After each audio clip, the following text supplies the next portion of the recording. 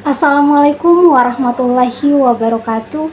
Perkenalkan, nama saya Sri Febrianti Hapulbolo dengan NIM 44242242. Prodi Kimia kelas B.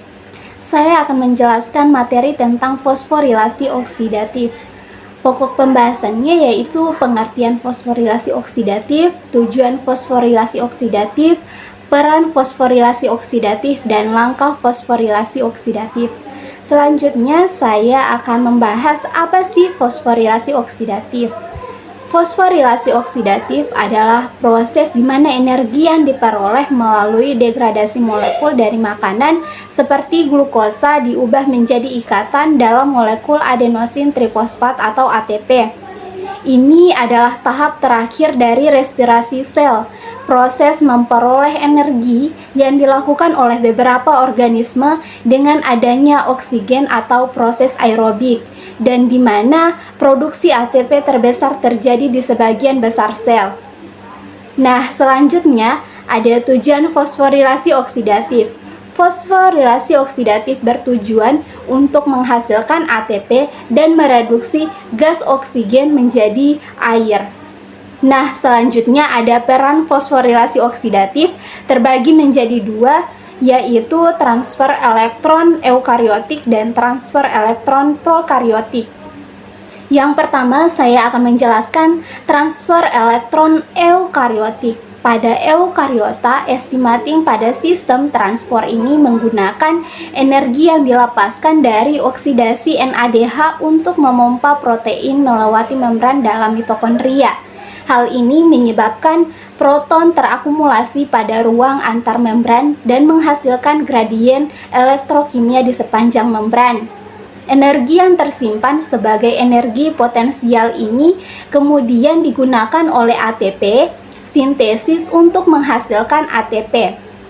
Mitokondria terdapat pada hampir semua eukariota dengan pengecualian pada protozoa anaerobik seperti Trichomonas vaginalis yang mereduksi proton menjadi hidrogen menggunakan hidrogenosom. Nah, inilah yang disebut pada transfer elektron eukariotik ini menggunakan energi yang diloloskan dari oksidasi NADH kepada memompa proton melintasi membran dalam mitokondria. Nah, yang kedua ada transfer elektron prokariotik. Transfer elektron prokariotik ini juga menggunakan energi yang diloloskan dari oksidasi substrat yang dapat memompa ion keluar masuk membran plasma. Nah, rantai transfer elektron prokariotik ini berbeda dengan banyaknya kemiripan dengan struktur dan fungsi rantai transfer elektron pada eukariota, yang mana eukariota memiliki banyak jenis enzim transfer elektron yang sangat bervariasi. Enzim-enzim yang bervariasi ini pula dapat menggunakan senyawa kimia yang bervariasi sebagai substrat. Hal demikian terdapat kesamaan dengan rantai transport elektron eukariota, yaitu transport elektron prokariotik ini juga menggunakan energi yang dilepaskan dari oksidasi substrat untuk memompa ion keluar masuk membran dan menghasilkan gradien elektrokimia. Nah, selanjutnya langkah-langkah fosforilasi oksidatif. Langkah-langkah utama fosforilasi oksidatif di mitokondria meliputi yang pertama, pengiriman elektron oleh NADH dan FADH2.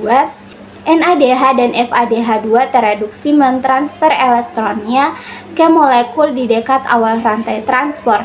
Setelah mentransfer elektron, mereka dioksidasi menjadi NAD+ dan FAD dan digunakan dalam langkah respirasi sel lainnya. Yang kedua, transportasi elektron dan pemompa proton. Elektron berpindah dari tingkat energi yang lebih tinggi ke tingkat energi yang lebih rendah, sehingga melepaskan energi. Sebagian energi digunakan untuk memindahkan elektron dari matriks ke ruang antar membran. Dengan demikian, gradien elektrokimia terbentuk. Yang ketiga, pemisahan oksigen membentuk air.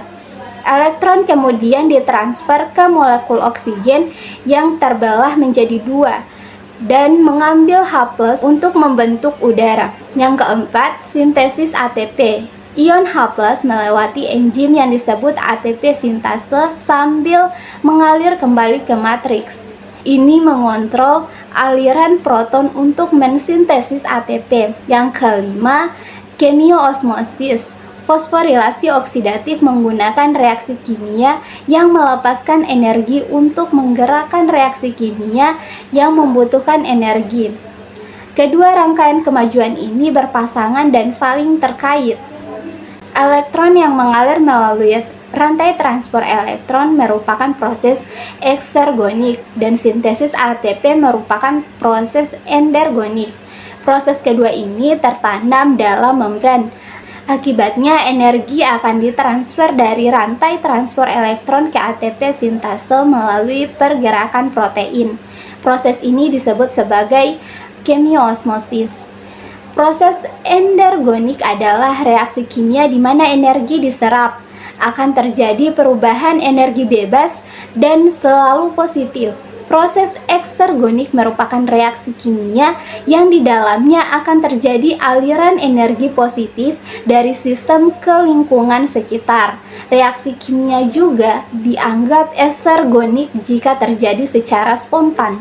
Yang keenam, rantai transportasi elektron. Sebagian besar proses katabolik biokimia seperti siklus asam sitrat, glikolisis, beta oksidasi, dan lain-lain menghasilkan koenzim NADH. Ini terdiri dari elektron yang memiliki potensi transfer tinggi. Reaksi-reaksi ini melepaskan sejumlah besar energi pada oksidasi. Reaksi-reaksi ini juga dikenal sebagai reaksi yang tidak terkendali karena energi di dalam sel tidak dilepaskan secara bersamaan.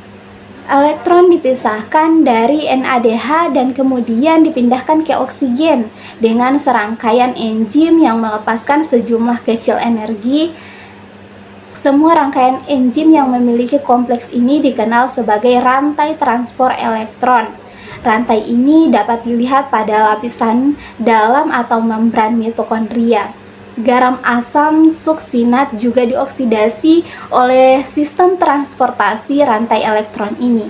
Dalam kasus eukariota, enzim memanfaatkan energi yang telah dilepaskan dalam sistem transport elektron dari oksidasi NADH yang memindahkan proton ke seluruh membran dalam mitokondria.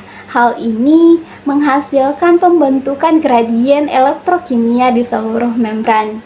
Ini dapat dianggap sebagai salah satu contoh terbaik untuk memahami konsep fosforilasi oksidatif.